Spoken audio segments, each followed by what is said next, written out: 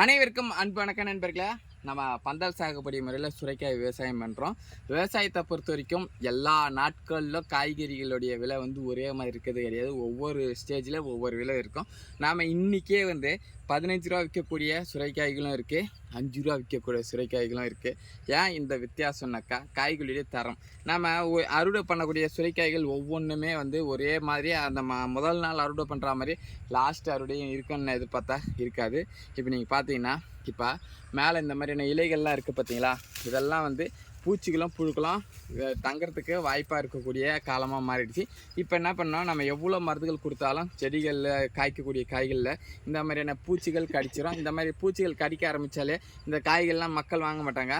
நம்ம அதே போல் விளையக்கூடிய விளைச்சல் பாதிக்கு மேலே நமக்கு சேதாரம். இந்த காய்களை இன்றைக்கி நம்ம மார்க்கெட்டுக்கு அனுப்ப போகிறது கிடையாது. காரணம் என்னென்னா, இந்த காய்கள் பெருமளவுக்கு போனாலும் விற்பனை ஆகாது. அதனால் இதெல்லாம் நம்ம இங்கேயே கழிச்சு கட்டிட்டு நிறைய காய்கள் விவசாயத்தில் இன்றைக்கி ஒரு 100 கிலோ இது விளையுதுன்னா அதில் 50 கிலோவுக்கு மேலே இங்கேயே நம்ம இது நல்லது அது டேமேஜ் தனித்தனியாக பிரித்து நல்லதை மட்டும்தான் இன்றைக்கி அனுப்புகிறோம்.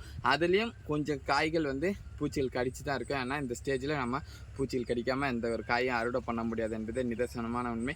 விவசாயத்தில் இன்றைக்கி இந்த மாதிரியான காய்களுடைய விலை நம்ம விற்கக்கூடிய காய்கள்லேருந்து பாதி, அதாவது டாப்பாக இன்றைக்கி 15 ரூபாய்க்கு போகுதுன்னா இதில் 10 ரூபாக்குள்ள 7 ரூபாலேருந்து 10 ரூபா வரைக்கும் எங்களுக்கு இந்த விலை கொடுப்பாங்க. விவசாயம் பிடிச்சவங்க லைக் பண்ணுங்கள்.